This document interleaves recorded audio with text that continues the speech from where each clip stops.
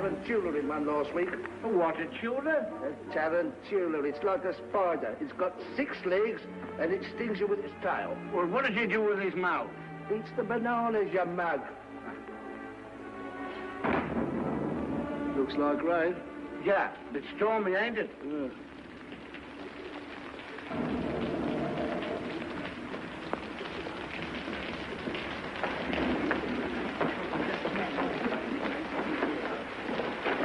What can Freddie be doing all this time? He really ought to have got us a taxi by now. Taxi!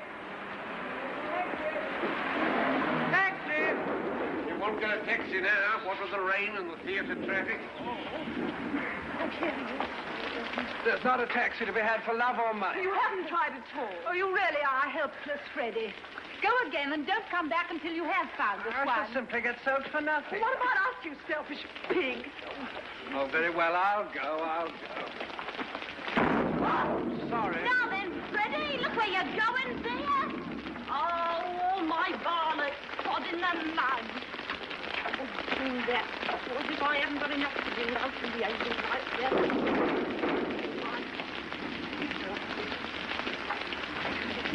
How do you know that my son's name is Freddie? Oh, he's your son, is he? Well, if you've done your duty by him as a mother should, he'd know better than to spoil a poor girl's flowers and run away without paying. Well, here's a sixpence for you.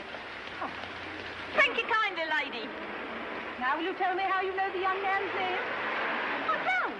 But I heard you call him Freddie. Now, don't you try and deceive me. Yeah, who's trying to deceive you? I called him Freddie or Charlie. Same as you might yourself if you was talking to a stranger and wished to be pleasant. Come along, Mother. Sixpence thrown away.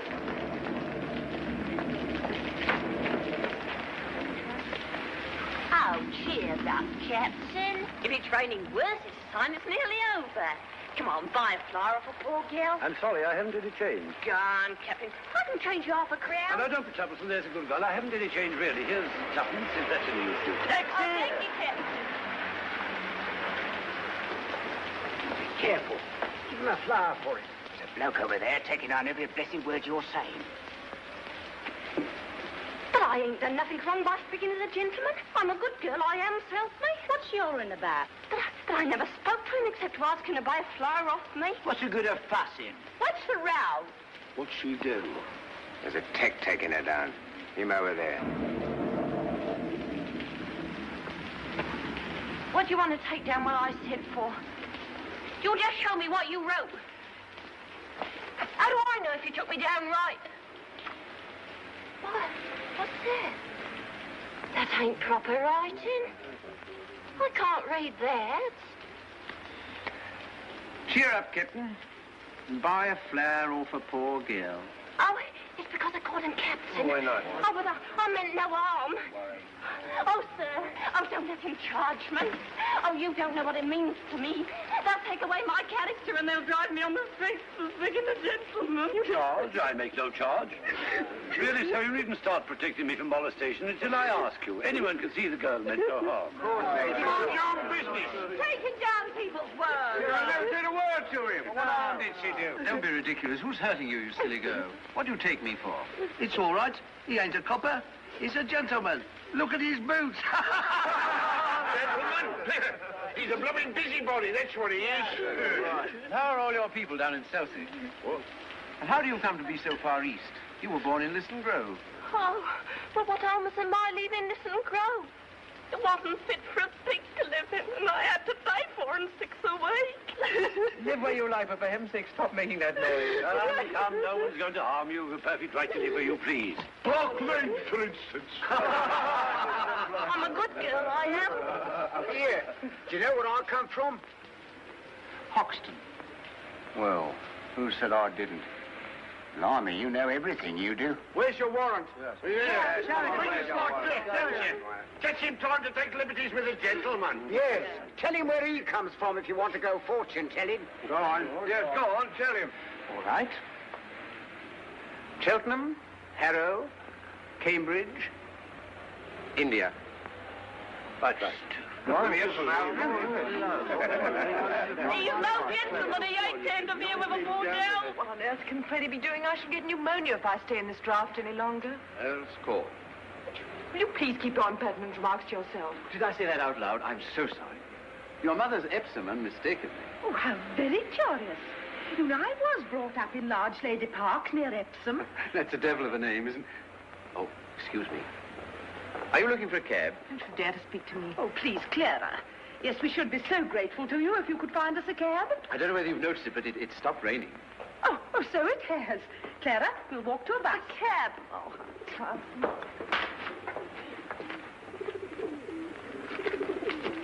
I can tell where you come from. Can you? Annual Insane Asylum. Annual insane. Oh, thank you, teacher. Ho, ho. May I ask, sir, do you do this for a living in a music hall?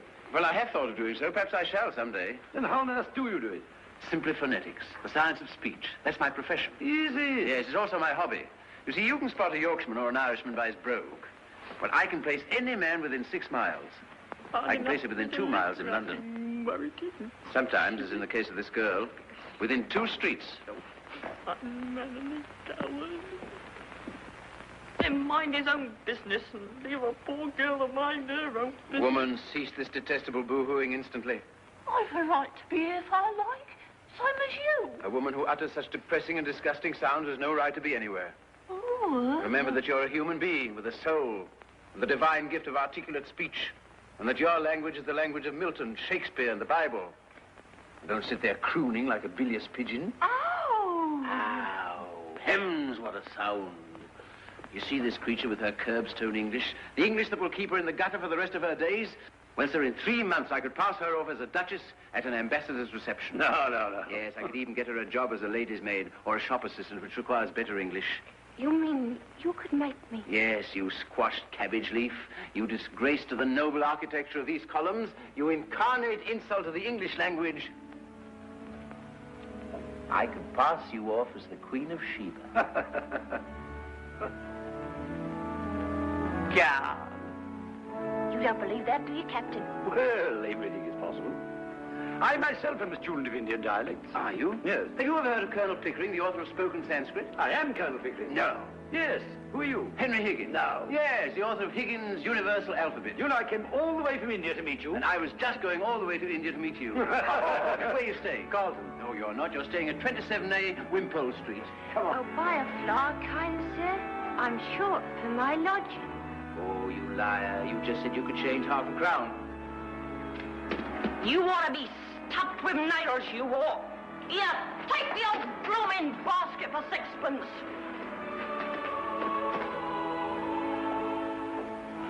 A reminder.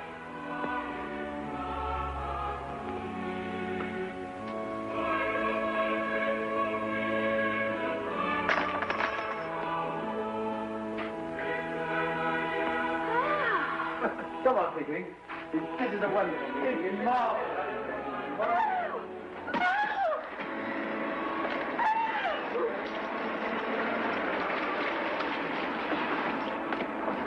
Oh, excuse me, have you seen those 2 ladies who were here just now? Oh, they went to the bus when the rain stopped. And left me with a cab on my hands. Oh, block. Never mind, young man. I'm going home in a taxi. Here, wait a minute. 18 pence ain't no object to me, Charlie. Buckingham Palace and step on it. Right, Freddie? Well, I'll be dashed. You're Buckingham Palace. How much, dearie? Cost you a bob. Yeah, you're a robber, you are.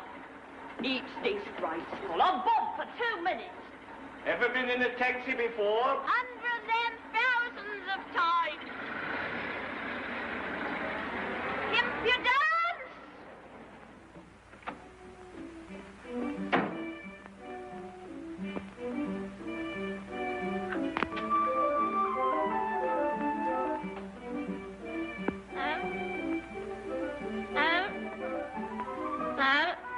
Hello, dearie. Good I go.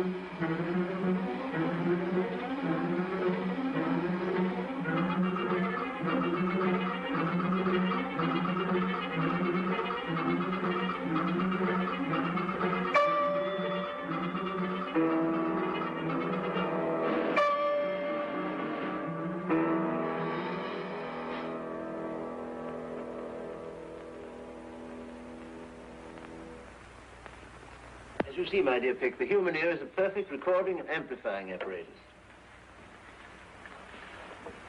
Well, tired of listening to sounds? Amazing. Do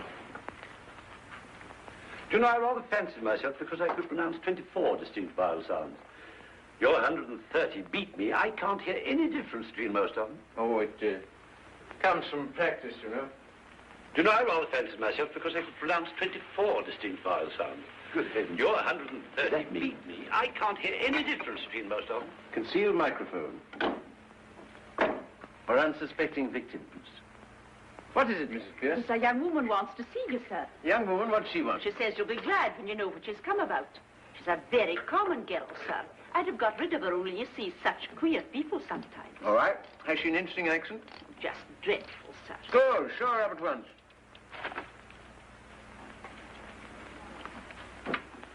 You know, this is really a bit of luck.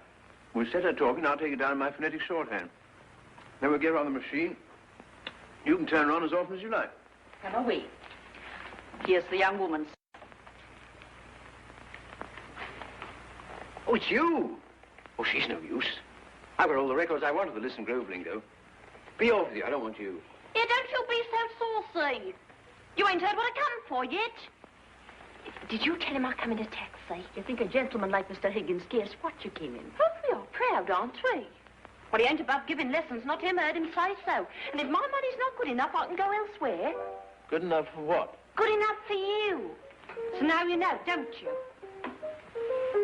I'm come to have lessons, I am. And to pay for them too, make no mistake. Well, I say, Pickering, shall we ask this object to sit down, or shall we throw her out of the window? I won't be called an object when I've offered to pay like any lady. What is it you want, my dear? I want to be a lady in a flower shop instead of selling in Piccadilly Circus. They won't take me unless I can talk more genteel. Well, he said he could teach me. Here I am, I'm ready to pay him, not asking any favours. He treats me as if I was dirt. I know what lessons cost, and I'm ready to pay. How much? Now you're talking. I thought you'd come off it when you saw a chance of getting back a bit of the money what you chucked at me last night. You'd had a drop, haven't you? Sit down. Huh? If you're going to make a compliment of it. Sit down. What's your name? Eliza Doolittle. Won't you sit down, Miss Doolittle? Oh, I don't mind if I do.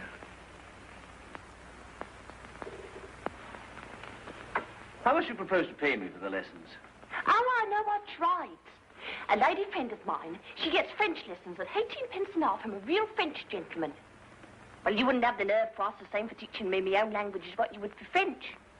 So I won't give you more than a shilling. Take it or leave it. I'll take it. You know, Pickering, a shilling to this girl's worth 60 or 70 pounds to a millionaire. It's handsome, it's enormous, it's the biggest offer I've ever had. 60 pounds? Well, what are you talking about? I never offered you 60 pounds. Hold your tongue. But I ain't got 60 pounds. Miss Gerald, nobody's going to touch your money. Someone's going to touch you with a broomstick if you don't stop sniveling. Sit down, will you? Oh, anyone would think he was my father. Higgins, I'm interested. What about that boast of yours that you could pass her off as a duchess at an ambassador's reception? Well, what about it? I'll say you're the greatest teacher alive if you make that good. I'll bet you all the expenses of the experiment you can't do it, and I'll pay for the lessons. Oh, you're real good. Come here. Oh, thank you, Captain. Come here, sit down. This is almost irresistible. She's so deliciously low. So horribly dirty. Ow! I ain't dirty. I washed my face and hands before I come, I did. I shall make a duchess of this draggle-tailed gutter snipe. Oh! In 6 months, in 3, if she has a good ear and a quick tongue, I'll take her anywhere and pass her off as anything. We start today, now, this minute. Mrs. Pierce, take her away and clean her. Take off all her clothes and burn them. Ring up and order some new ones. Wrap her up in brown paper till they come. You're no gentleman, you ain't, to talk of such things. I'm a good girl, I am. And I know what the likes of you are, I do. We want none of your slump prudery here, young woman. You've got to learn to behave like a duchess. Here, take her away, Mrs. Pierce. If she gives any trouble, wallop. No, I'll call the police, I There's will. no place to put her. Put her in the ash can. You can't dig a girl up like that as if you were picking a pebble off the beach. Why not? She may be married. Gah! There you are, as the girl very properly says, gah. Who would marry me? By George, Eliza, before I've done with you, the streets will be strewn with the bodies of men shooting themselves for your sake. Yeah, he's off his chump. He is. I'm going. I don't want no loonies teaching me. Oh, I'm mad, am I? Very well, Mrs. Pierce, don't order those things. Throw her out. Stop, Mr. Higgins. I won't allow it.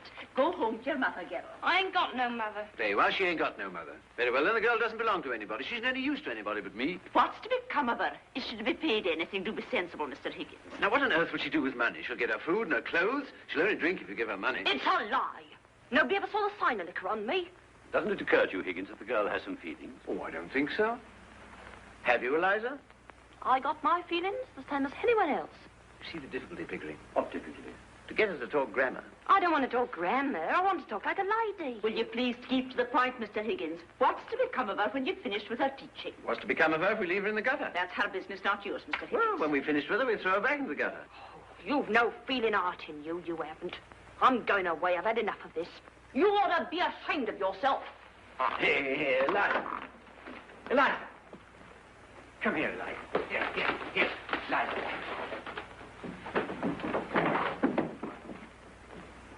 Have chocolate, Eliza. How do I know what might be in them? I've heard of girls being drugged by the like of you. Oh, Where's your good faith, Eliza? I wouldn't have answered it. And I'm too lazy to take it out of my mouth. You shall have boxes of them, Eliza. You shall live on them. Now listen to me, Eliza. You're going to live here for 6 months and learn to speak beautifully like a lady in a florist shop. If you're good and do whatever you're told, you shall sleep in a proper bedroom, have lots to eat, money to buy chocolates and take rides in taxis. If you're naughty and idle, you shall sleep in the back kitchen among the black beetles and be walloped by Mrs. Pierce with a broomstick. At the end of 6 months, you shall go to Buckingham Palace in a carriage, beautifully dressed. If the king finds out you're not a lady, you will be taken by the guards to the Tower of London, where your head will be cut off as a warning to other presumptuous flower girls. But if you are not found out, you will receive a present of 7 and 6pence to start life with as a lady in a shop. If you refuse this offer, you will be a most ungrateful and wicked girl, and the angels will weep for you. Now are you satisfied, Pickering? Can I put it more fairly, Mrs. Pierce? Thunder off to the bathroom. You're a great bully, you are. And I won't stay here if I don't like it. I never asked to go to Buckingham Palace, I didn't. If I'd known what I was letting myself in for, I wouldn't have come here. I've always been a good girl. I haven't ever... You wash my face and hands before I come, I did. I shall make a duchess of this draggle-tailed gutter snout. Oh, no, tell him that, son. I've never had a bath in my life. Not what you call a proper one. Nonsense, Eliza. Don't you want to be sweet and clean and decent like a lady? You know, you can't be a good girl inside if you're a dirty girl outside. Now, away to your room and take off all your clothes. No, wouldn't it tell you decent? Nonsense, girl. Don't you take off all your clothes every night before you go to your bed? No. Why should I? I'd catch me death. I'll take off my skirt. Eliza, now be a good child. No, Go take your things at once and come back to me. If I knew what a terrible thing you must have been clean, I shouldn't have come here. I didn't know when I was well off. I didn't. It ain't decent.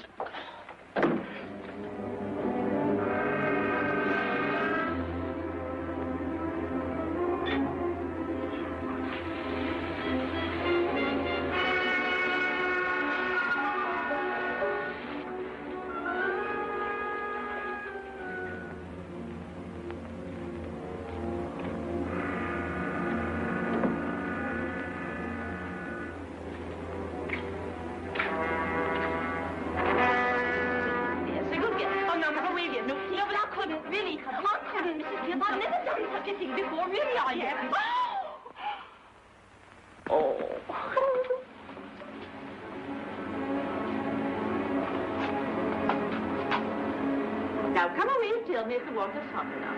No, Mrs. Pierce, don't! No! No! No, Mrs. Pierce, stop it! I'm getting weak! This has never happened to me before! Oh! Oh! Oh! Oh, help! Help! Oh, I've never been treated like this before! Oh, no! Got nothing. Stop it! Help! No! No! Help! Now.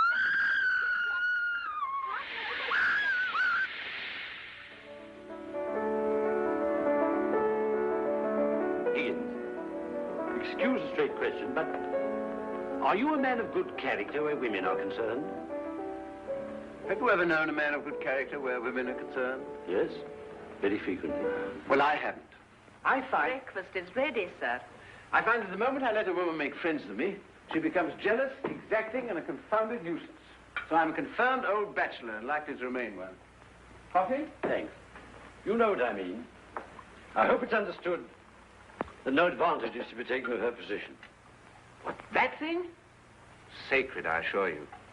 I've taught scores of American millionaires to speak English. The best-looking women in the world. I'm seasoned. They might just as well be blocks of wood. Excuse me, Mr. Higgins. I'd like to trouble you if I may. Yes? Will you be very particular what you say before the girl? I'm always particular about what I say. Oh, no, sir. It doesn't matter before me. I'm used to it. But you really must not swear before the girl. I never swear. What the devil do you mean? That's what I mean. I don't mind your damning and your blasting, but there's a certain word I must ask you not to use. The girl used it in the bath because the water was too hot. It begins with the same letter as bath. I cannot charge myself with ever having uttered it. Except perhaps in moments of extreme and justifiable excitement. Only this morning, sir, you applied it to the boots, the butter, and to the brown bread. Oh, that, a mere alliteration, natural to a poet. Is that all? No, sir. You'll have to be very particular with this girl as to her personal cleanliness. Yes, certainly, certainly. Most important. Might I ask you not to come down to breakfast in your dressing gown, or not to use it as a table napkin if you do, and will you please remember not to put the porridge saucepan onto the clean tablecloth. I hope you're not offended, sir. No, not at all. Not at all, Mrs. Pierce. Is that all? Oh, no, sir. I really don't think I can put the girl back into these. Might she wear one of those Chinese garments you brought back from abroad? Certainly, certainly. What the devil's that? Oh, don't burn that. We'll keep that as a souvenir.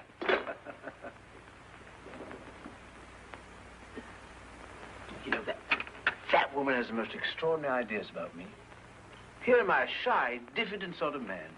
Yet she's firmly persuaded that I'm a bossy, arbitrary, overbearing kind of person. How do you account for that? I can't imagine. I can't imagine either. I'm afraid I've got to tell you, sir, that the trouble's beginning already. There's a dustman outside, Alfred Doolittle. He says you've got his daughter here. I don't like the looks of him, sir. Throw the blackguard in. May not be a blackguard. Of course he's a blackguard. We make it something interesting out of him. What about the girl? No, I mean his dialect. Doolittle, sir.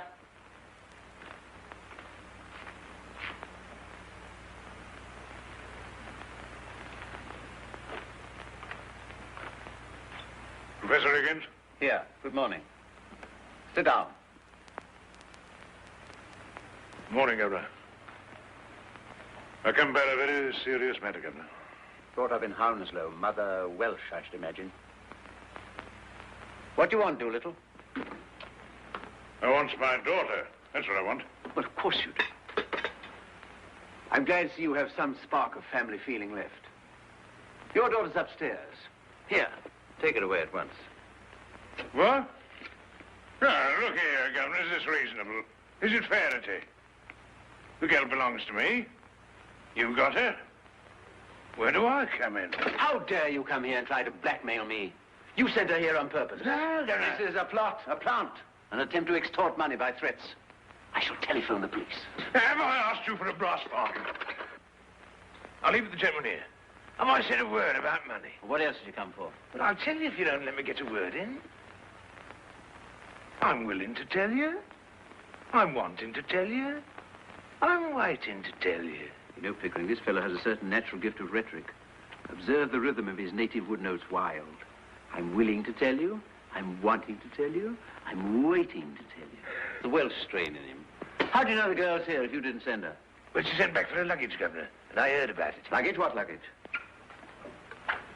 There was a musical instrument, a few pictures, a trifle of jewelry, and a bird cage. She said she didn't want no clothes. Well, what was I to think from that? I ask you as a parent, what was I to think? So you came to rescue her from worse than death? Yes, that's right, just so. Mrs. Pierce, This is Eliza's father. He has come to rescue her from worse than death. Give her to him. No, listen. Take her away, Mr. Higgins. How can he? You told me to burn all her clothes. That's right. I can't carry the girl through the streets if she's a blooming monkey, can I? Where's the clothes she come in? Did I burn them, or did your missus here? Now, listen, Governor, you and me, we're men of the world, aren't we? Oh, we're men of the world, are we? You better go, Mrs. Pierce. I should think so, indeed. The floor is yours, Doolittle. I thank you kindly, Governor. To tell you the truth, I've taken a sort of fancy to you. Well done. And if you want the girl, I'm not so certain having her back home, but what we mightn't be hoping to an arrangement. Regarded in the light of a young woman, she's a fine, handsome girl. As a daughter, she ain't worth a keep, I tell you straight. All I ask from you is my rights as a father. You're the last man in the world to expect me to let her go for nothing. You're one of the straight sort, you are. Oh, I can see that. Well, what's a £5 note to you? And what's Eliza to me? I think you ought to know, Mr. Doolittle, that Mr. Higgins' intentions are entirely honourable. Of course they are, Governor. Of course they are. If I thought there wasn't, I'd ask 50. Why, you callous rascal. Do you mean to say you'd sell your daughter for £50? No, not in a general sort of way, I wouldn't. But to oblige a gentleman like you, I'd do a good deal, I do assure you. Oh, have you no morals, man? I can't afford them, Governor. Well, neither could you if you was as poor as me. I don't mean no harm. But if Eliza's going to have a bit out of this, well, why not me, too? It's a matter of morals, you know. It's a positive crime to give this chap a farthing. But I do feel there's a sort of rough justice in his claim. That's right, Governor. That's all I say. It's a father's art, as it were. Well, I know the feeling, yet it hardly seems right. No, don't look at it that way, Governor. What am I, Governor's Buff? I ask you, what am I? Well, what are you? I'm one of the undeserving poor. That's what I am. Well, think what that means to a man. It means he's up against middle-class morality all the time. If there's anything going, I puts in for a bit of it. It's always the same story. You're undeserving, so you can't have any. And yet my needs is as great as the most deserving widows that ever got money out of 6 different charities in 1 week for the death of the same husband. I don't need less than the deserving man, I need more. I don't eat less hearty than he does. And I drink a lot more. So I puts it to you as two gentlemen, don't play that game on me. I'm playing straight with you. I ain't pretending to be deserving, I'm undeserving. I mean to go on being undeserving, I likes it. Sit down, Doolittle. Would you try and do a man out the price of his own daughter? What he's brought up, he's fed, he's clothed by the sweat of his brow, until she growed big enough to be interesting to you two gentlemen? Well, is £5 unreasonable? I puts it to you, I leaves it to you. Pickering. Here. Shall we give him a £5? He'll make bad use of it, I'm afraid. No, swelp me, Governor, don't be frightened. I shan't save it. Spare it to live idle on it. There won't be a penny of it left for Monday. Just one good spree for myself and the missus. This is irresistible. Come on, let's give him 10. No, thank you kindly, Governor. £10's a lot of money. Makes a man feel prudent like. And then goodbye to happiness. Now, just give me what I ask, Governor. Not a penny more, not a penny less. You sure you won't take 10? No, not now, Governor. Come on. No, another time, perhaps. Thank you kindly, Governor. Thank you, Governor's Buff. Pardon, miss. John, don't you know your own daughter? Blimey, it's Eliza. I never thought she'd clean up so good looking. She's a credit to me, ain't she, Governor? She'll soon pick up your free and easy ways. Yeah, I'm a good girl, I am. And I won't pick up no free and easy ways. Eliza, if you say again you're a good girl, your father shall take you home. You don't know my father. All he come here for was touch you for some money to get drunk on. Well, what else would I want money for? Put in the plate in church, I suppose. Don't you give me none of your lip. Don't let me hear giving any of these gentlemen either. You'll hear from me about it. See? Have you any further advice to give her, Doolittle, before you go? Your blessing, for instance? No, Governor, not me. I'm not such a mug as to put up my kids to all I know myself. If you want Eliza's mind improved, Governor, do it yourself. With a strap. Well, so long, gentlemen.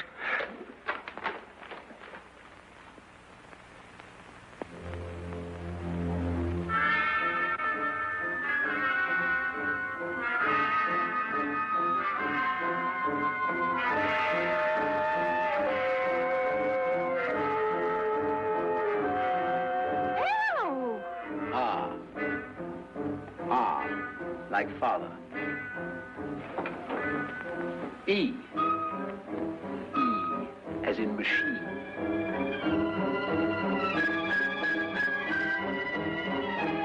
Repeat after me. A. E. The rain in Spain The rain in Spain stays mainly in the plains. stays mainly in the plains. The rain in Spain stays mainly in the plains. The rain in Spain stays mainly in the plains. Now, Eliza, you see these 3 marbles?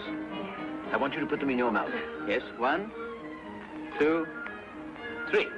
Now, don't be alarmed, it's just an exercise. Now then, repeat slowly after me. The shallow depression in the west of these islands is likely to move slowly in a westerly direction. The shallow depression in the west of these islands is likely to move. Look. Larry, I've swallowed one. Don't worry, we have plenty more. The shallow depression in the west of these islands is likely to move slowly in a more easterly direction. Hampshire, Hereford, Harford. Hampshire, Hereford, go, lummy chumps. But so it will, Eliza, every time you say correctly. Now then, try once again. In Hampshire, Hereford, and Harford, hurricanes hardly ever happen. In Hampshire, Hereford, Hartford, hurricanes hardly ever happen. Hardly ever happen. Hardly ever happen. Oh.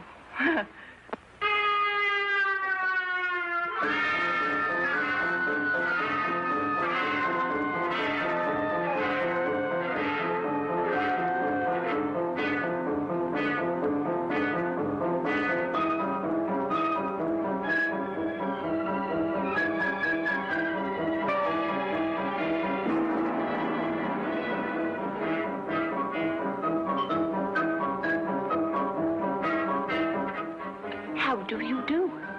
Bad, bad, bad. Do it again. You aren't trying. Do it again. That's not good, Eliza. It's not bad. Now's the time to try her out on somebody. Well, I know. My mother. Henry, Hello, dear. what are you doing here today? This is my at-home day. You promised not to come. Oh, bother. Go home at once. But I just come here on purpose. You see, dear, I picked up a girl. You mean a girl has picked you up? Oh, no. This isn't a love affair. Oh, what a pity. Why? You never fall in love with anyone under 45. Oh, I can't waste my time with young women. They're all such idiots anyhow. You know what you do if you really love me, Henry? Get married, I suppose. No. Stop fidgeting. And take your hands out of your pockets. Ah. Don't sit on that table. You'll break it. Come and tell me about the girl. Look here, she's coming to see you this afternoon. Really? I don't remember asking her. No, you didn't, and you wouldn't have if you'd known her. Indeed? Why? She's just a common flower girl. I picked her up in Covent Garden. You've asked her here? Oh, don't worry. I've taught her to speak properly. She'll stick to 2 subjects only, the weather and everybody's health. All that. Oh, that's a blessing anyway. Well, it is, and it isn't. Now, what do you mean by that? You see, dear, I've got her pronunciation all right, but you've got to consider not only how the girl pronounces, but what she pronounces. Mrs. and Miss Ainsford Hill, Mr. Ainsford Hill. Oh, heavens. So good of you to Dear, come. my dear, Freddie. How do you do? You know my son. Oh, my son Henry?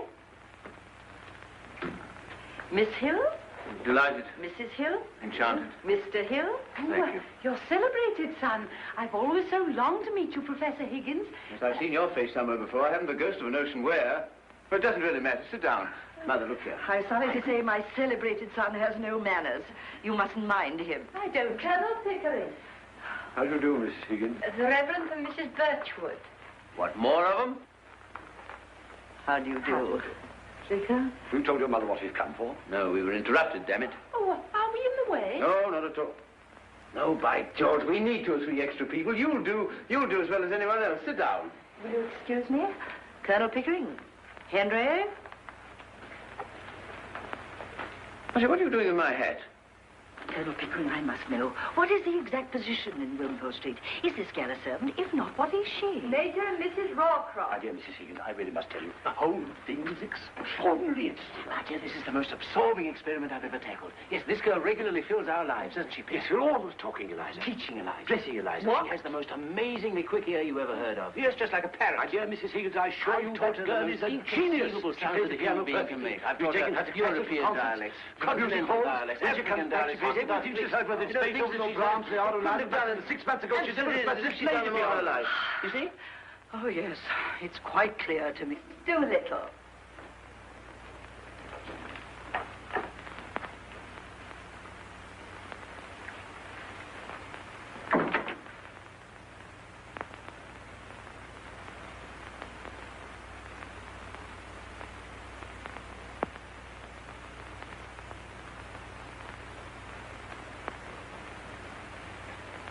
How do you do, Mrs. Higgins? Professor Higgins said I might come. Quite right, my dear. I'm delighted to see you. Colonel Pickering, is it not? How do you do, Miss Doolittle? Professor Higgins? Stick to the weather and your health.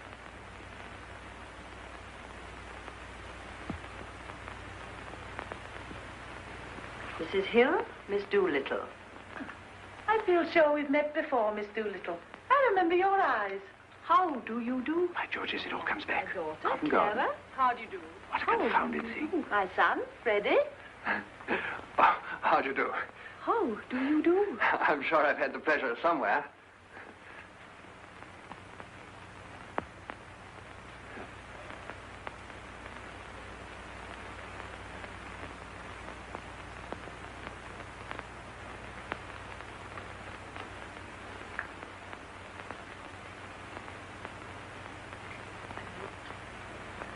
Will it rain, do you think?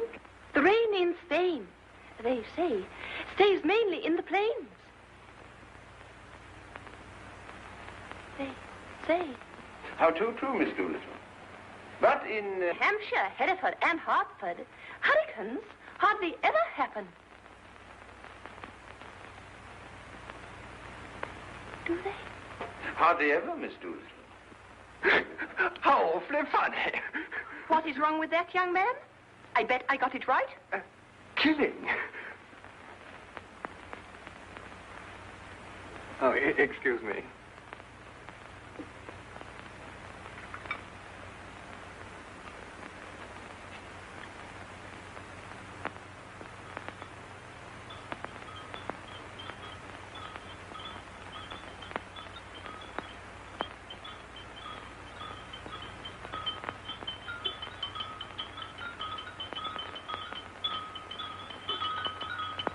I do hope it won't turn cold. There's so much influenza about. It runs right through our family every spring.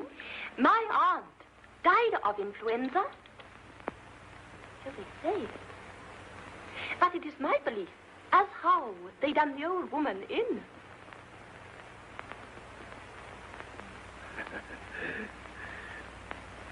Done her in? Yes, Lord love you. Why should she die of influenza when she come through diphtheria right enough the year before? Perhaps it wasn't diphtheria. You see, Vicar... Oh, but I saw her with my own eyes. Fairly blue with it she was. They all thought she was dead.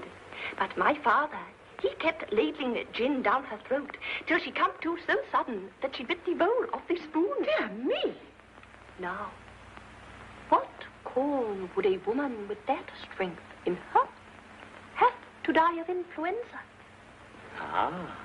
And what become of her new straw hat that should have come to me? Well, what?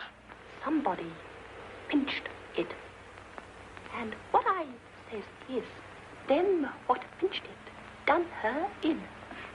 Done her in? Could you tell me? No, just the new slang, Vicar. But you surely don't believe that your aunt was killed? Do I not? Them she lived with would have killed her for a hat pin, let alone a hat. But it couldn't have been right for your father to have poured spirits down her throat like that. Now, that might have killed her. Not her. Gin was mother's milk to her. Besides, he'd poured so much down his own throat that he knew the good of it. Oh, how terrible for you. Oh, it never did him no harm, what I could see. He was always more agreeable when he had a drop in. When he was out of work, my mother used to give him 2 and a kick and tell him to go out and to not come home until he drunk himself cheerful and loving like. Charming. There's lots of women has to make their husbands drunk to make them fit to live with. Yeah. What are you sniggering at? The new slang. You do it so awfully well. If I was doing it proper, what was you laughing at? Have I said anything I oughtn't? No, not a thing, Miss Doolittle.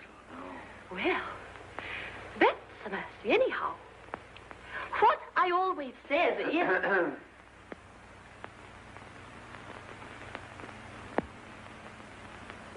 Well, I must go now. Goodbye, Mrs. Higgins. So glad to have met you. Goodbye, my dear. Goodbye, Vicar.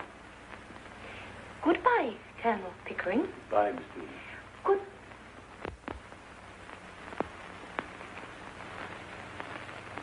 Goodbye, all. Excuse me, Miss Doolittle, but would you be walking across the park? Because if so, Walk? Not bloody likely. I'm going in a taxi.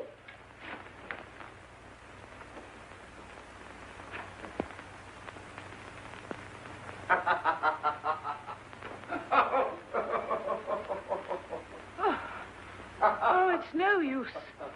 I shall never be able to bring myself to use that word. Oh, don't. It isn't compulsory, you know.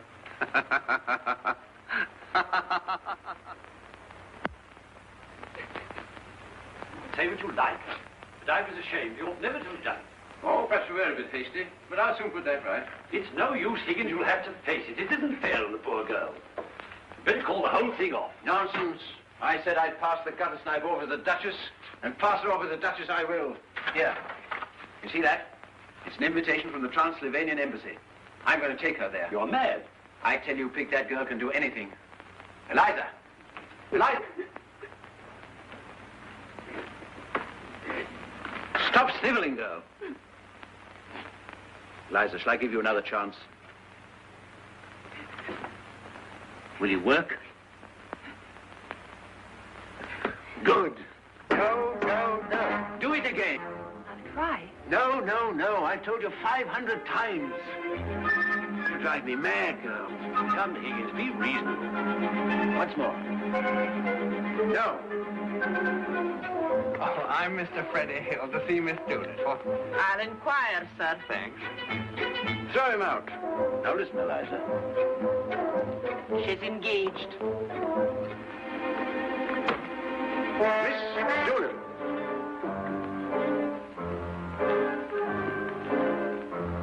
Oh, why can't you do it like this?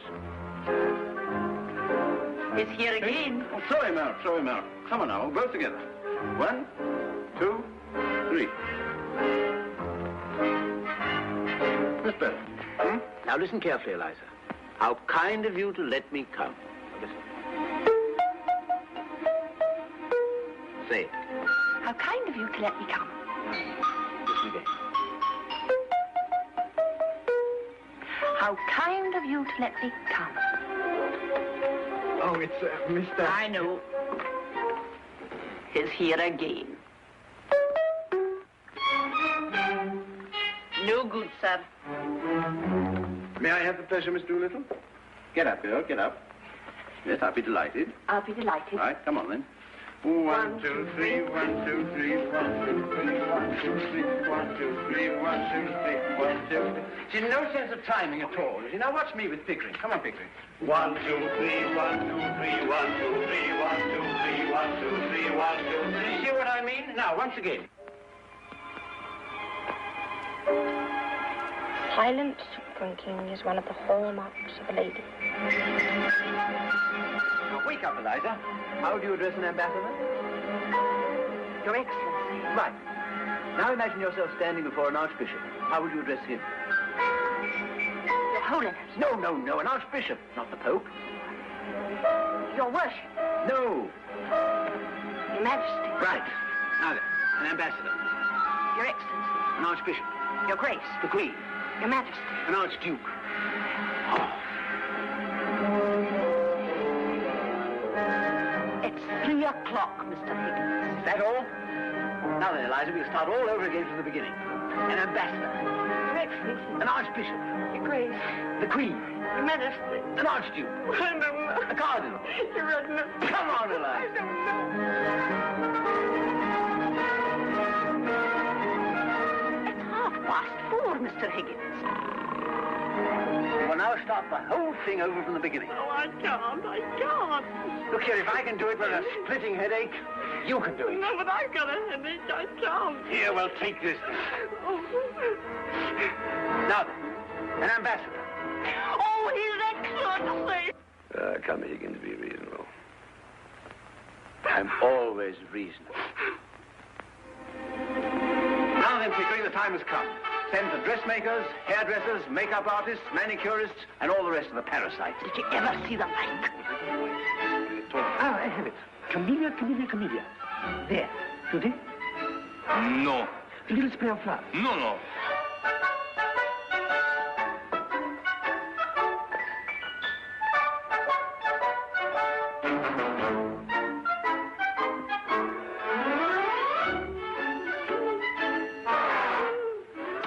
More mud there.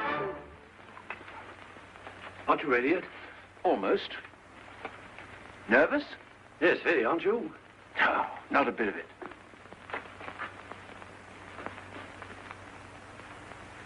Not a bit of it.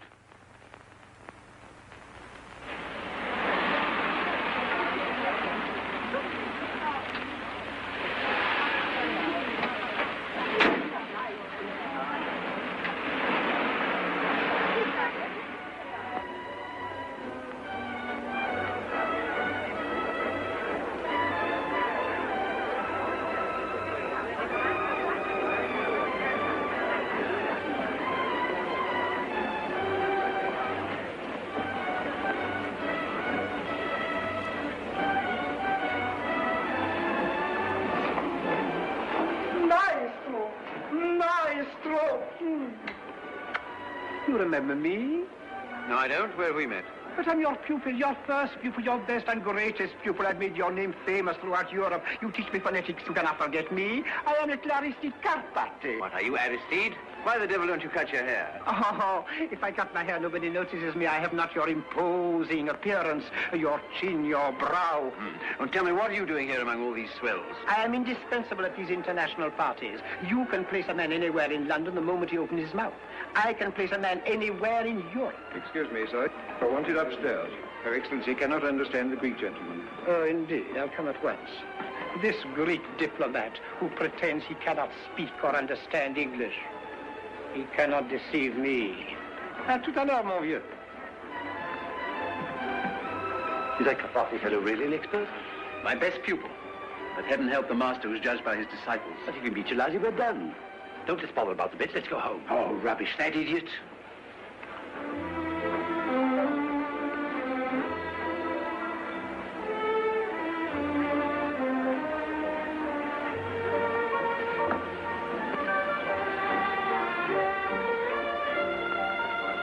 Well, Eliza, now we're in for it.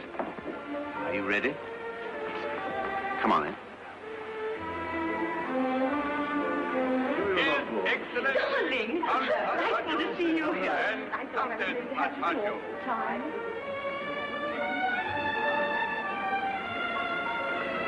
That fellow found us about Eliza. He'll blackmail us. Let him try. Her Grace, the Duchess of Care.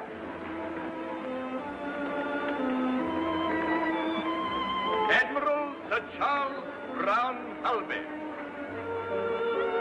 Miss Elizabeth Doolittle, Colonel Pickering, Professor Higgins, Admiral Fu Wang, and Miss Su Ling Wang. How do you do, Colonel Pickering? How do you do? May I present Miss Elizabeth Doolittle? How do you do? How kind of you to let me come. Oh, not at all. The Mrs. Milker. Good evening. Oh, Professor, good evening. Who is the charming girl you brought? Is she a relation? Not of mine, no. She has such a faraway look, as if she always lived in a garden. So she has. A sort of garden. There is one thing I have observed about the English, Duchess, and that is... Yes, I adore observing the English. Let's go and observe them now. Come along, George. Oh, dear. Such a bore about the English, and quite wrong, like every ambassador. Oh, look, there's dear old Lily Fantail with a whole of Kew Gardens on her head. You have a rival here tonight. He introduced himself as your pupil. Is he any good? He can learn a language in a fortnight. Those dozens of them. The sure mark of a fool. Your Excellency is interested in Miss Doolittle? Yes. Could you find out who she is? Excellency. Lord Wilsham and Lady Wilsham. I feel rather like Noah standing on the bridge watching the loading of the ark. You know, two of everything. Colonel Pickering... Tell me more about your Greek gentleman friend, won't you? A gentleman. He's the son of a Clerkenwell watchmaker. He speaks English so villainously that he dare not utter a word of it without betraying his origin. I help him to pretend, but I make him pay through the nose. I make them all pay. And now, Professor Higgins, I should be delighted if you would present me to this Miss Doolittle. No, you don't. Can't you see she's talking to a duchess? Professor Higgins, The very man I've been dying to meet. I'm Isabel of the Sun. Daphne of the Globe. What extraordinary people seem to get in everywhere nowadays. Extraordinary. Colonel Pickering, unfortunately we were interrupted. Would you be so kind as to introduce me to Miss Doolittle? Well, You remember you so kindly addressed the Guild of the Navy Officers? Yes, excuse me, but I'm... No, this time around. Enchanted.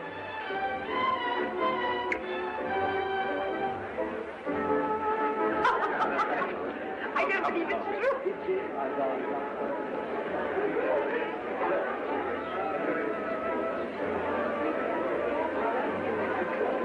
Miss Doolittle has a delicious sense of humor.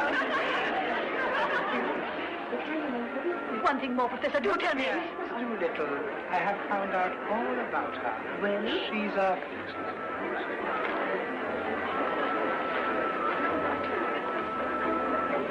Well, now, go on. Oh. I say, Pickering, you know what's happening.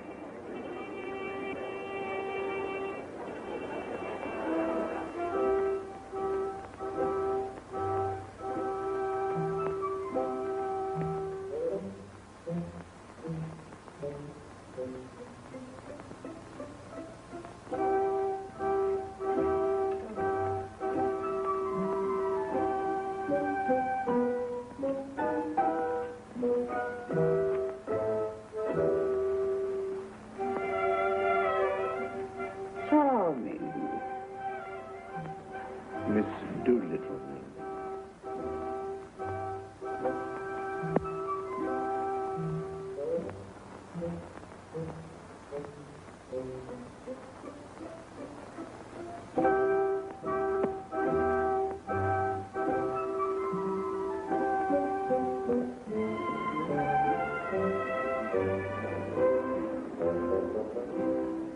Dear fellow, I hope you don't think I introduced that Carpathy chap to Eliza to win my bet. Oh, nonsense. But the game's all up, Pickering. He's found out all about her.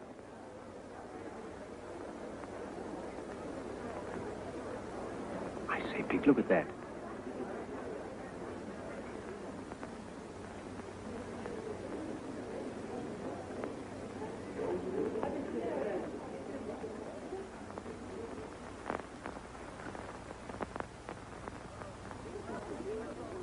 Who is she? can't imagine. My child, my son would very much like to dance with you.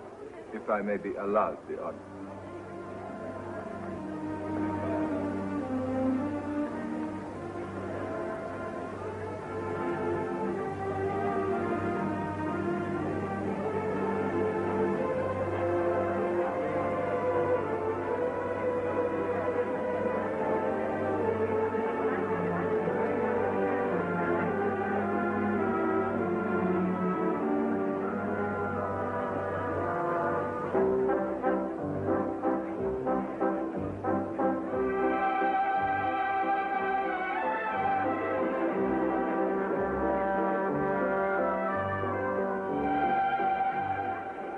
Gives the game away to the ambassadors, there'll be the deuce of a row.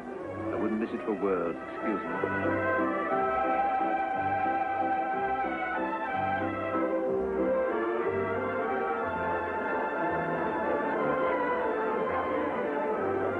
Come on, Aristide, you've got to tell us.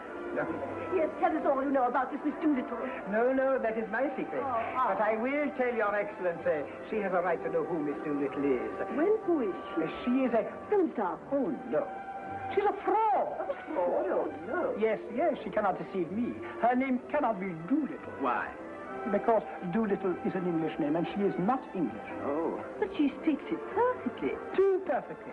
Can you show me any English woman who speaks English as it should be spoken? There is no such thing. The English do not know how to speak their own language. Only foreigners who have been taught to speak it well. Yes, there's something in that. But if she's not English, what is she? Hungarian. Hungarian? Yes, Hungarian and of royal blood. I am Hungarian. My blood is royal.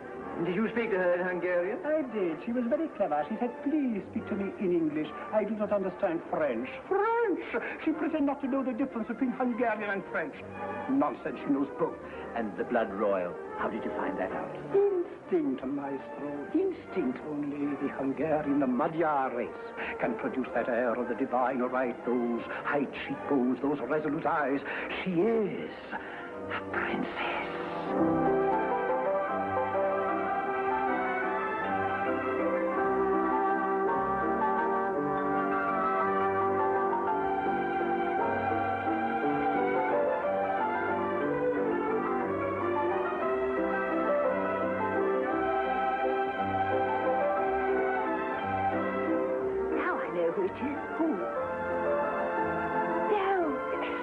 Profile is the old Duke exactly.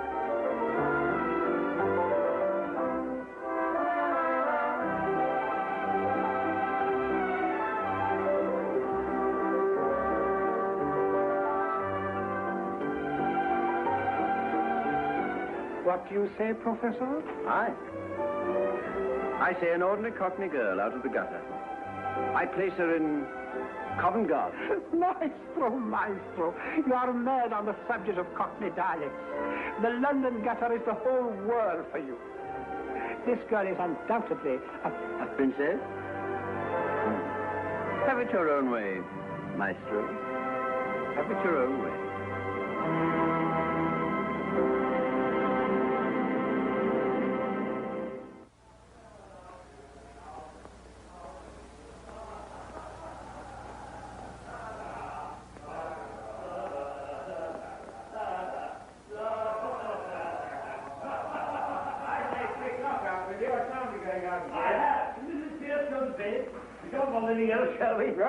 No. Oh, I say, Mrs. Pierce will arouse, leave things lying about here. Oh, she'll pick them up. She'll think we were drunk. There we are.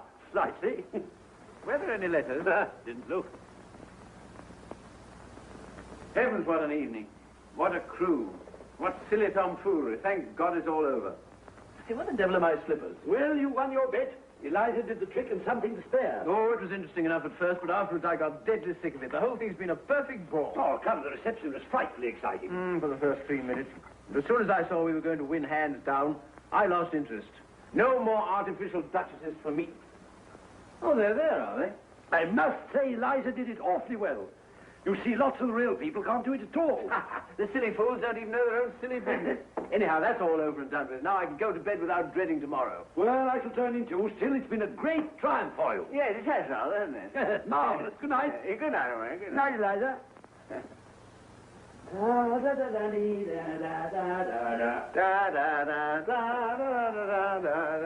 Put out the lights, Eliza. And tell Mrs. Pierce not to bring me coffee in the morning. I'll take tea.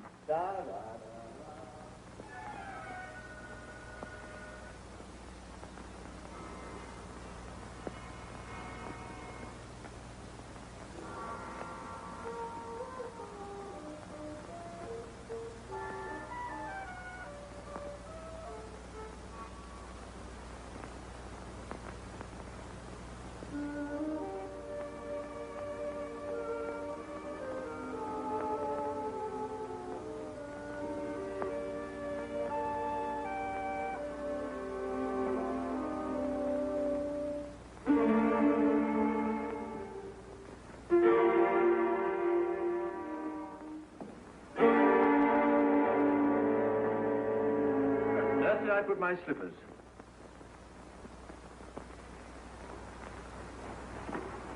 There are your slippers, and there! Take your slippers! And may you never have a day's luck with them. What's the matter? Anything wrong? No, nothing wrong with you. I've won your bet for you, haven't I? That's all that counts. I don't matter, I suppose. You won my bet. You presumptuous insect. I won it. Why did you throw those slippers at me? It's because I wanted to smash your face in. I'd like to kill you, you brute. Why didn't you leave me where you found me? In the gutter. You thank God it's all over and that you can throw me back again there now, do you? Well. The creature is nervous after all. Would you? Don't you dare show your temper to me. Sit down and be quiet. What's to become of me? What's to become of me? How the devil do I know what's to become of you? What's it matter what becomes of you? You don't care. I know you don't care. You wouldn't care if I was dead. I'm nothing to you, not so much as them slippers. Those slippers. Those slippers. Do you think it's made any difference now? May I ask whether you complain of your treatment here? No. Has anyone behaved badly to you? Colonel Pickering, Mrs. Pierce, any of the servants? No. I presume you don't pretend that I've treated you badly. Ah, well, I'm glad to hear that, anyway. Probably you're tired after the strain of the day. Here. Have a chocolate. No. No? No. Thank you. Well, it's all over now. Nothing more to worry about. No. Nothing more for you to worry about.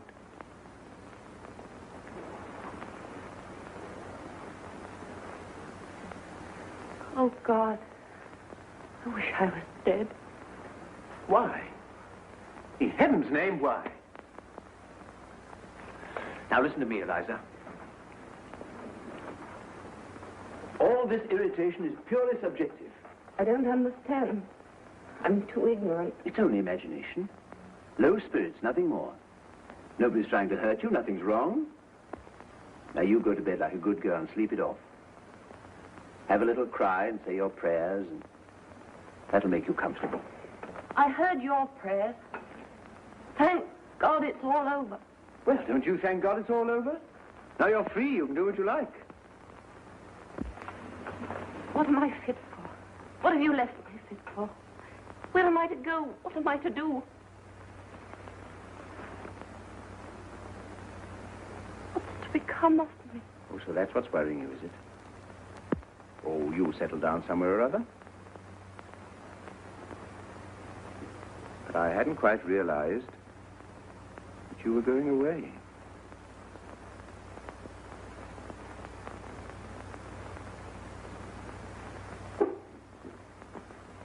You might marry, you know. You're not bad looking. It's quite a pleasure to look at you sometimes. Of course, now you've been crying. You look as ugly as the very devil, but when you're quite all right and yourself, you're what I should call attractive. That is to people in the marrying line, you understand. Now you go to bed, have a good night's rest. Get up in the morning and look at yourself in the glass. You won't feel so cheap. I dare say my mother could find some chap or other who'll do very well. We were above that in Covent Garden. What do you mean? I sold flowers. I didn't sell myself. Now you've made a lady of me, I'm not fit to sell anything else. I wish you'd left me where you found me. But you don't have to marry the fellow if you don't like him. What else am I to do? Well, lots of things. How about your old idea of a florist shop? Pickering could set you up in one. He's got lots of money. Oh, you'll be all right.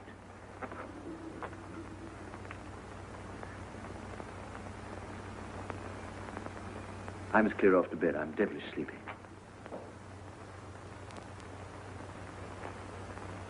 By the way, I came here for something.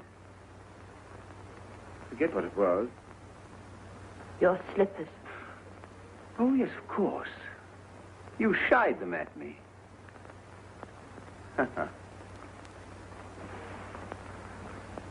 Before you go, sir. Eh? Do my clothes belong to me or to Colonel Pickering? What the devil use do they be to Pickering? You might want them for the next girl you pick up to experiment on. Is that the way you feel towards us? I don't want to hear any more about that. All I want to know is what belongs to me and what doesn't. My own clothes were burnt. What's it matter? Why need you start bothering about that in the middle of the night? I want to know what I may take away with me. I don't want to be accused of stealing. Stealing? Liza, you shouldn't have said that. That shows a want of feeling. I'm sorry. I'm only a common, ignorant girl. And in my station, I have to be careful. There can't be any feelings between the like of you and the like of me. Will you please tell me what belongs to me and what doesn't? Oh, you can keep the whole confounded house full if you like. All except the jewels. They're hired. Will that satisfy you? Stop, please. Will you take these to your room and keep them safe? I don't want to run the risk of them being missing. Hand them over. If these belong to me instead of the jeweler, I'd ram them down your ungrateful throat. This ring... It isn't the jeweler's.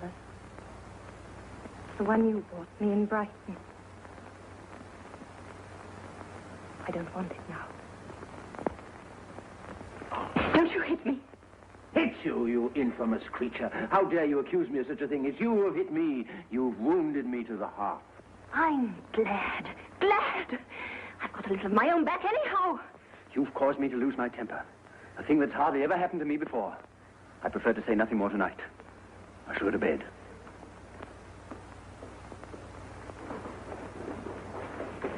You'd better leave a note to Mrs. Pierce about the coffee, because she won't be told by me. Damn Mrs. Pierce, and damn the coffee, and damn you, and damn my own folly in having lavished hard-earned knowledge and the treasure of my regard and intimacy on a heartless gutter snipe.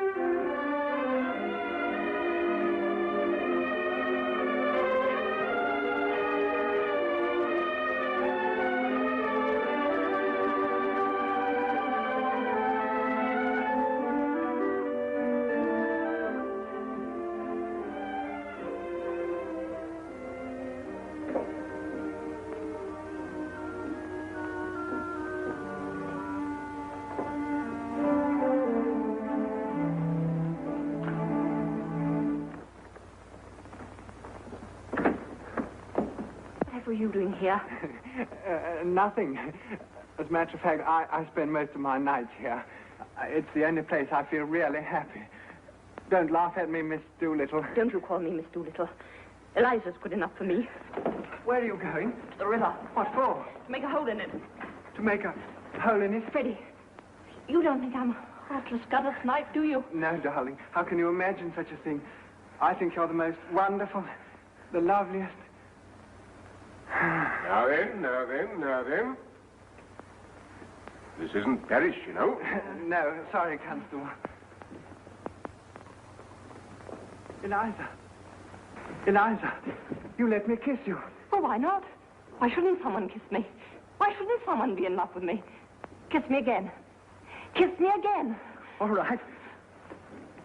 Well, then, you two, what's this? Were you annoying that young lady? No, Constable, certainly not. Move along, then. Double quick. As you say, sir.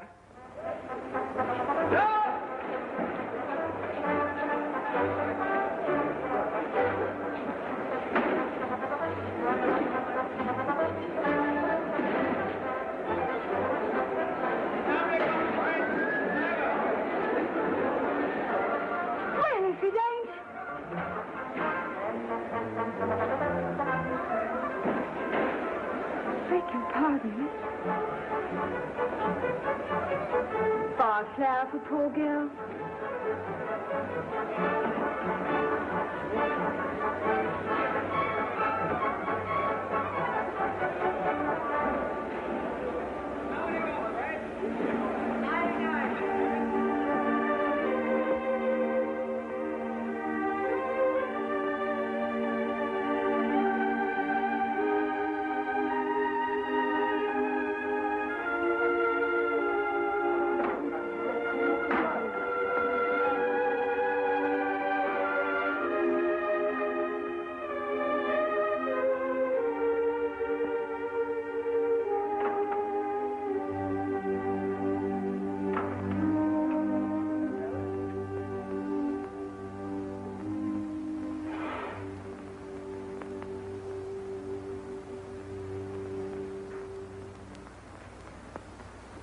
Sir?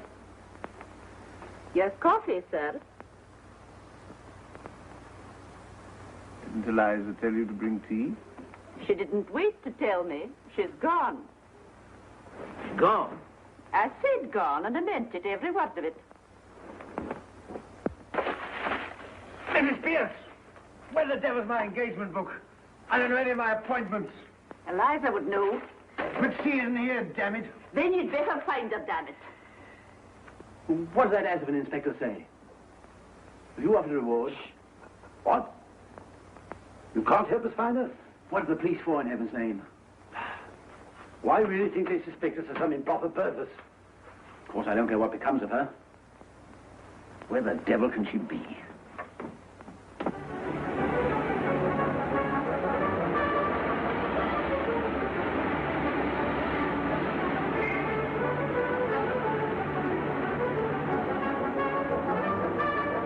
Have you seen Eliza Doolittle?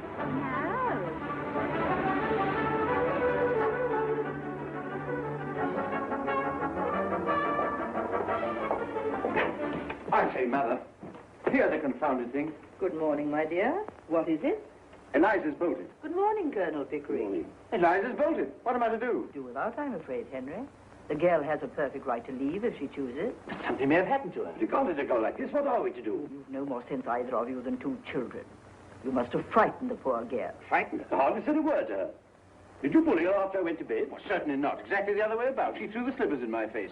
The moment I entered the room, the slippers came bang in my face before I'd uttered a word. And she used the most perfectly awful language. I can't say I'm surprised. And you mean to tell me that after all her hard work, and after doing this wonderful thing for you without making one single mistake, you two sat there and hardly said a word to her? Well, we didn't make speeches, if that's what you mean. You didn't thank her, pet her, admire her? And she only threw the slippers at you. I'd have thrown the fire irons at you. Mr. Henry, a gentleman wants to see you most particular. Oh, bother, I can't see anybody now. He's been sent on from Wimpole Street. Who is it? Mr. Doolittle, sir. Doolittle? A dustman? Dustman? Oh, no, sir. A gentleman. All right, show him in. By George, Pick, this is some relative of hers she's gone to. Someone we know nothing about. Genteel relations. Now we shall hear something. Doolittle! What the dickens has happened to you? Henry Higgins, do you see this? Look at this. You done this. Done what, man? Look at this hat. Look at this coat. Good morning, Mr. Doolittle. Won't you come in? Thank you, ma'am. What has my son done to you? He's ruined me, destroyed my happiness. Tied me up and delivered me into the hands of middle-class morality. You're raving, you're drunk, you're mad. I gave you £5. After that, I had 2 conversations with you at £0.5 an hour, and I've never even seen you since. Oh, mad am I? Drunk am I? Tell me this. Did you or did you not write to an old blighter in America to say the most original moralist at present in England was Alfred Doolittle, a common garbage man? What, Ezra D. Wannefeller Jr.? Oh, I remember making some silly joke of the kind. Oh, you might well call it a silly joke. It's put the lid on me right enough. Just give him the chance he was looking for. To show Americans isn't like us. That they recognize and respect merit in whatever class of life, however humble. Them words is in his blooming will, in which he leaves me £3,000 a year, on condition I lecture for the Wannefeller Moral Reform League, as often as they ask me up 6 times a year. But this solves the problem of Eliza's future. You can provide for her now. Yes, I'm expected to provide for everybody now at £3,000 a year. He shan't provide for her. She doesn't belong to him. I paid him £5 for her. Doolittle, you're either an honest man or you're a rogue. A little of both, Henry, like the rest of us, a little of both. The point is, have you found Eliza? Have you lost her? Yes. Blimey, you have all the luck you have. No, I ain't found her, but she'll find me quick enough now. That's what you done to me. Now, you listen to me. Will you wait here for a moment, Mr. Doolittle? Henry, I've a surprise for you. Do you really want to know where Eliza is? Yes, where is she? She says she's willing to meet you on friendly terms.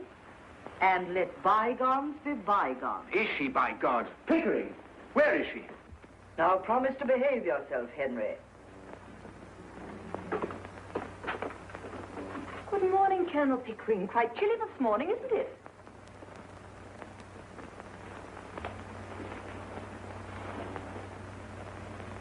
Oh, how do you do, Professor Higgins? Are you quite well? But of course you are. You're never ill. Won't you sit down, Colonel Pickering?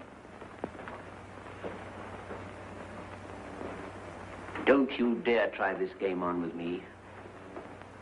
Get up and come home and don't be a fool. Very nicely put indeed, Henry.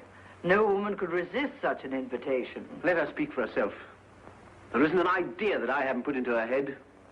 I tell you, I've created this thing out of squashed cabbage leaves in Covent Garden. Now she pretends to play the fine lady with me.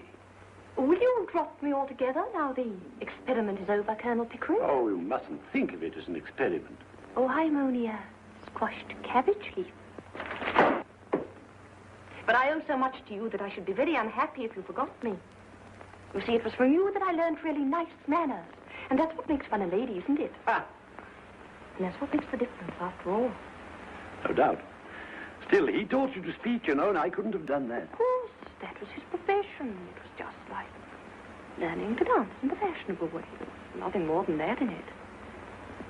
But you know what began my real education? No. You're calling me Miss Doolittle, that day when I first came to Wimpole Street. That was the beginning of self-respect for me. You see, the difference between a lady and a flower girl isn't how she behaves. It's how she's treated. Now, I know that I should always be a flower girl to Professor Higgins because he always treats me as a flower girl and always will. Don't grind your teeth, Henry. But I know that I can be a lady to you because you always treat me as a lady and always will. It's very nice of you to say so, Miss Doolittle. I should like you to call me Eliza now, if you would. Thank you. Eliza. Of course. And I should like Professor Higgins to call me Miss Doolittle. You damn first. Henry? But you're coming back, aren't you? You'll forgive Higgins. Forgive? Will she, by George? Let her go. Let her find out what it's like to be without us. In 3 weeks, she'll relapse back into the gutter without me at her elbow. You won't relapse, will you, Eliza? No, never again. I don't believe I could utter one of those old songs if I tried. Ow! Ha-ha! What did I tell you? Victory! Victory! Ow! Ow! Ow! Ow! Ow! Henry! Ow! Eliza, it ain't my fault. Your stepmother... Henry, look, Henry. Oh. Colonel, I'm getting late for the wedding. Wedding? What wedding? Mine. Yours? Yes, in spite of all I've said and done, my wife. She's going to marry me. I'm feeling uncommon nervous about the ceremony, Governor. I wish you'd come and put me through it. You've been through it before. You were married to Eliza's mother. Who told you that, Governor? Well, nobody told me, but I concluded naturally. No. That ain't the natural way, Governor. That's only the middle-class way. But don't tell Eliza. She don't know. I always had a sort of delicacy about telling her. No, quite right. You come to the church and you see me through straight. With pleasure, as far as a bachelor can. May I come too, Mr. Doolittle? I'd be very sorry to miss your wedding. We should indeed be honored by your condescension, Mum. My poor old woman, she'd look upon it as a tremendous compliment. She's been very low lately, thinking of the happy days that are no more. Eliza, your stepmother's going to marry me. Will you come to the church and see me turned off? I've ordered the car, dear. Wait for me. Colonel Pickering can go with the bridegroom. Bridegroom. What a word. Makes men realize his position somehow. So long. See you at the church. Middle-class morality claims its victim.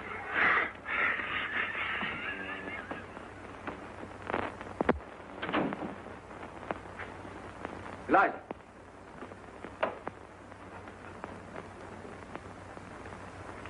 Well, Eliza, you've had a bit of your own back now, as you call it. You had enough, and you're going to be reasonable, or do you want some more? You want me back only to put up with your tempers and pick up your slippers and fetch and carry for you. I haven't said I wanted you back at all. Oh, indeed. Then what are we talking about? About you, not about me. If you come back to me, I shall treat you just the same as I've always treated you. I can't change my nature, and I don't intend to change my manners. My manners are exactly the same as Colonel Pickering. That's not true. He treats a flower girl as if she were a duchess. I treat a duchess as if she were a flower girl. I see. The same to everyone. Oh, I don't care how you treat me. I don't mind your swearing at me. I don't mind a black eye. I've had one before this. I won't be passed over. Then get out of my way, for I won't stop for you. You talk to me as if I were a bus. So you are a bus, all bounce and go, and no consideration for anyone. Once for all, understand that I go my way and do my work without caring tuppence what happens to either of us. So you can come back or go to the devil, whichever you please. And what am I to come back for? For the fun of it. That's what I took you on for.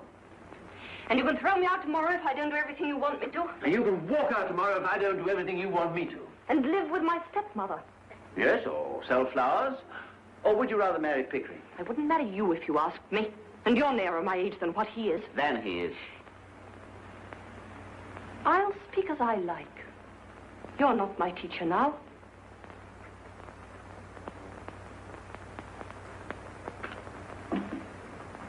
I don't know that Pickering would, though. He's as confirmed an old bachelor as I am. That's not what I want, and don't you think it. I've always had chaps enough wanting me that way. Freddie Hill writes to me. Twice and 3 times a day. Sheets and sheets. Blast his impudence. He has a right to if he likes, poor lad. And he does love me. You have no right to encourage him. Every girl has a right to be loved. Well, by fools like that? Freddie's not a fool. Oh. If he's weak and poor and wants me, maybe he'd make me happier than my betters who bully me and don't want me. I can do without you. Don't think I can't.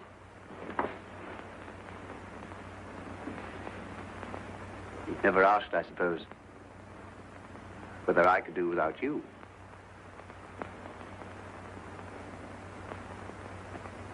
You'll have to do without me. I can do without anybody. I have my own soul, my own spark of divine fire. But I shall miss you, Eliza. I confess that humbly and gratefully. I've become accustomed to your voice and appearance. I even like them, rather. Well, you have them both on your gramophone and in your book of photographs. When you feel lonely, you can turn the machine on. It's got no feelings to hurt. I can't turn your soul on.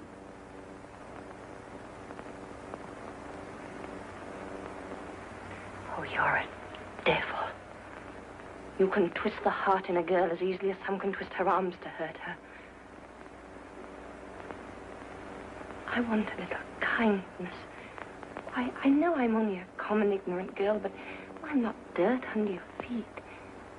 what I done, what I did, it wasn't for the dresses and the taxes. It was because we were pleasant together and because I came to care for you, not forgetting the difference between us and not wanting you to make love to me, but, well, more friendly like. Of course, Eliza. That's exactly how I feel. And how Pickering feels. Eliza, you're a fool. That's not a proper answer to give me. If you can't stand the coldness of my sort of life and the strain of it, go back to the gutter. Oh, it's a fine life, the life of the gutter. It's real, it's warm, it's violent. Not like science and literature and classical music and philosophy and art. You find me cold, unfeeling, selfish, don't you? Very well, then marry some sentimental hog or other with a thick pair of lips to kiss you with and a thick pair of boots to kick you with. If you can't appreciate what you've got, you better get what you can appreciate. I won't care for anyone who doesn't care for me. Oh, Eliza, you're an idiot. I waste the treasures of my Miltonic mind by spreading them before you. Oh, I can't talk to you. You turn everything against me. You know very well that I can't go back to the gutter, as you call it, and that I've no real friends in the world but you and the Colonel. You think I must go back to Wimpole Street because I've nowhere to go but Father's. But don't you be too sure that you have me under your feet to be bullied and talked down. I'll marry Freddie, I will, as soon as I'm able to support him. What, that young fool? You shall marry an ambassador. You shall marry the Viceroy of India. I won't have my masterpiece thrown away on Freddie. You think I'd like you to say that, but I haven't forgotten what you said a minute ago. If I can't have kindness, I'll have independence. Independence, that's middle-class blasphemy. We're all of us dependent one on another, every soul on earth. I'll let you see whether I'm dependent on you. If you can preach, I can teach. I'll go and be a teacher. Oh, what do you teach in heaven's name? What you taught me, I'll teach phonetics. I'll offer myself as an assistant to Professor Carpati. What, that humbug? That imposter, that toadying ignoramus? You take one step in his direction, I'll wring your neck, you hear? Wring away! What do I care? I knew you'd strike me one day. Oh. Now I know how to deal with you. Oh, what a fool I was not to think of it before. That's done you, Henry Higgins, it has, and I don't give that for your bullying and your fine talk. When I think of myself crawling under your feet and being trampled on and talked down, when all the time I'd only to lift my finger to be as good as you are, oh, I could just kick myself. By George, Eliza, I said I'd make a woman of you, and I have. I like you like this. Yes, you make up to me now that I'm not afraid of you and I can do without you. Of course I do, you little fool. 5 minutes ago, you were a millstone round my neck. Now you're a tower of strength, a consort battleship. Goodbye, Professor Higgins.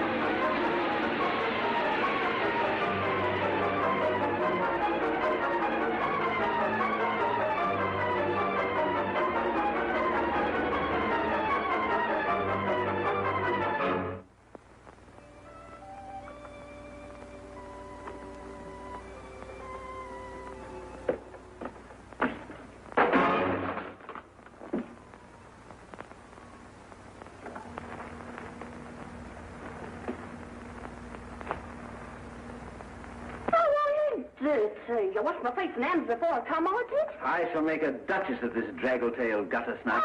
Oh! In 6 months, in 3 years.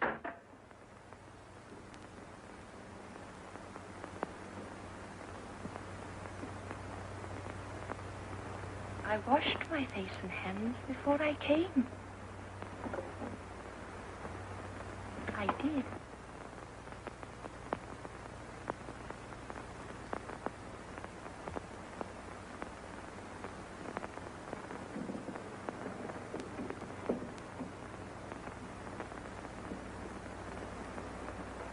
Where the devil are my slippers, Eliza?